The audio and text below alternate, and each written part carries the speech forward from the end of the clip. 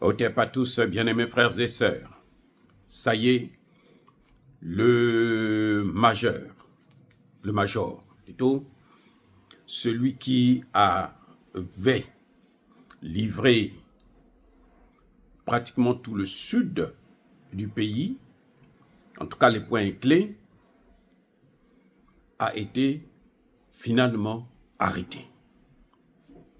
Vous vous souvenez quand les Rwandais ont quitté depuis presque Bukavu jusqu'à Minova. Toutes les agglomérations et localités qui sont dans cette ligne, dans cet axe, ont été livrées par le même type. Il a cédé à l'armée rwandaise. Toutes ces localités. Ce major avait travaillé avec le général Kabundi, qui était le chef de, je pense, le chef ou l'adjoint du général Chiko, qui était à Goma, ceux qui ont gaspillé, détruit. Oh là là. Ça dit que, en fait, les Congolais n'aiment pas le Congo. Et ça, c'est le vrai problème. Ce monsieur que je suis en train de vous dire là, c'est un major. Lui, il a travaillé, c'était l'homme clé, l'homme essentiel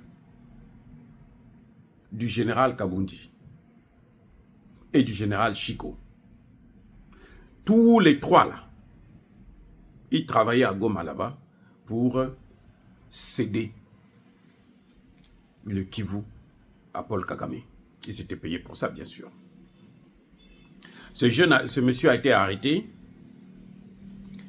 Il est congolais, né d'un père, d'une mère, d'un grand-père, d'une grand-mère, des deux côtés. Donc, du côté de son père, du côté de sa mère, tous des Congolais.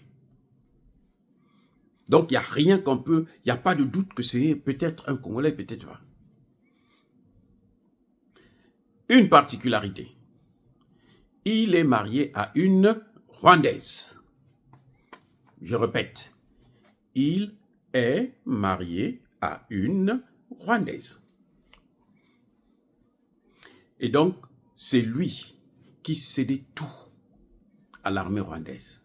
Il donne les positions, il indique. Depuis quand il avait fait ça, on avait, à l'époque, on avait accusé un colonel rwandais qui vient d'origine rwandaise, qui vient de décéder d'ailleurs, paix à son âme, le pauvre Alexis Rugabivu, quelque chose de ce genre, qui vient de décéder là il n'y a pas longtemps. C'est un parent proche du général Pacifique Massounzi. Comme il était d'origine rwandaise, on s'est dit que comme il est d'origine rwandaise, donc c'est lui qui est en train de faire ça. Non, c'était pas lui, c'était un Congolais. Un pur Congolais. Pas un naturalisé Congolais, un Congolais. Mais marié à une Rwandaise.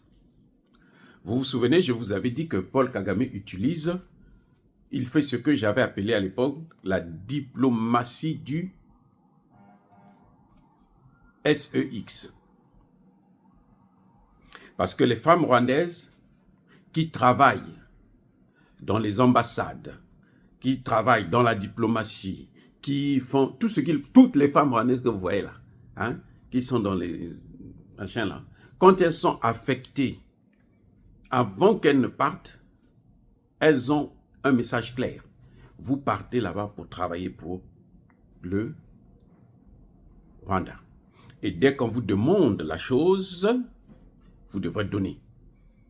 Mais ça doit vous permettre de soutirer des informations ou d'influencer les décisions que tel ou tel général, colonel, directeur général, ministre, vice-ministre, ainsi de suite, doit prendre. Donc, en fait, tous ceux qui ont des femmes rwandaises, les Congolais, que ce soit de Brazzaville ou du Congo-Kinshasa, eh bien, ils vivent avec des espionnes. Parce qu'elles sont là.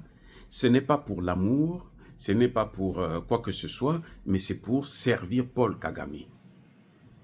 elle se déplace, elle voyage, elle part avec un seul but, c'est de soit soutirer les informations, soit influencer les décisions que va prendre le dirigeant qui sort avec elle. Elles ont toujours réussi là-dessus. Quel que soit le niveau de fonction qu'ils occupent, que ce soit ambassadeur, ministre, quand c'est une femme rwandaise, son rôle c'est ça, d'abord. Elle est là, j'ai appelé ça, c'est une forme de proxénétisme politique. Ah oui. C'est ça, malheureusement, c'est comme ça. Il y a de ces femmes qui refusent, mais sont très très rares, parce que quand tu refuses, ben, tu subis des tortures morales et parfois même physiques, et d'ailleurs l'emploi, tu peux oublier l'emploi. Voilà, donc c'est un peu ça. Et ce monsieur est dans ça. Il s'est fait attraper, on l'a cherché, ça fait peut-être... avant même que les troupes rwandaises ne rentrent dans Goma. C'était peut-être 2 ou 3 semaines avant. Donc il était en fuite. Et là, on l'a retrouvé. Bon, mais si lui, qui était un major, mais son chef, il faisait quoi? Le général Chiko, il faisait quoi? Chiko, Tshisekedi l'a nommé chef de la zone autonome numéro 3, donc celle qui s'occupe, c'est lui qui va s'occuper de la frontière entre le Congo-Brazzaville et le Congo démocratique. Donc, si les Rwandais passent, si c'est vrai ce qu'on est en train de dire, que les Rwandais, les Américains et autres sont passés par le Congo-Brazzaville pour venir déstabiliser Kinshasa, c'est clair que il est la bonne personne. Ils sont passés au bon endroit, Il n'y a rien à faire. Parce que leur allié, c'est comme ça. Quand on l'a attrapé, ce qu'il a fait, c'est qu'il a pris sa carte SIM, celle qui lui permettait de communiquer avec les Rwandais. Probablement même avec Paul Kagame lui-même directement, ou le fils de Paul Kagame. Eh ben, ce qu'il a fait, il a avalé la carte SIM. Ils ont tenté de lui faire sortir, lui faire vomir cette carte SIM. Ça a été très, très, très difficile. Le monsieur a préféré se retrouver dans un état comateux au lieu de donner la carte SIM à son pays pour qu'il puisse en profiter maintenant pour arrêter l'hémorragie. Donc, malgré ce qu'il voit, à Goma, il y a eu 2000, au moins 2000 qui ont été envoyés au repos éternel. Des civils, hein? Ah oui, plus de la moitié, ce sont des femmes et des enfants. 2000. Les blessés, on n'en compte même pas. Les hôpitaux à Goma sont débordés par les blessés. Les médecins ne savent plus quoi faire. Mais lui, son sort, ce n'est pas encore terminé. Ce que les gars ont fait, ils ont appelé un médecin. On va l'opérer pour sortir la carte SIM. Ah oui? Vous allez me dire que on n'obtient pas les informations par la torture. Ben, écoutez, quand tu as les informations, tu dois les donner. Ça est là avec toi, tu prends, tu avales. Mais il y a des moyens pour faire sortir ça. Et ça, c'est pas pire que Guantanamo. Hein. Vous avez entendu parler de Guantanamo? Les Irakiens, ce qu'ils ont subi là-bas. Au point où même les Américains eux-mêmes ont dit non, mais quand même, on va arrêter. Mais bien sûr, on ne les fait rien. On vous fait croire qu'on va les juger, on va ceci. Ils continuent de travailler. Ils ont fait le travail, c'est pour l'État. Les services de renseignement, c'est ça. Donc voilà, si on en est arrivé là, c'est à cause de la haute trahison. Et cette haute trahison, lui, le monsieur, il a des complices, non seulement au Rwanda, à Kigali, il a des complices aussi à Kinshasa, autour de Félix Tshisekedi. Ah, je reprends. Il a des complices autour de Félix Tshisekedi. C'est pour ça que vous voyez que Félix Tshisekedi a du mal à prendre les décisions. La lourdeur que vous voyez là, c'est ça.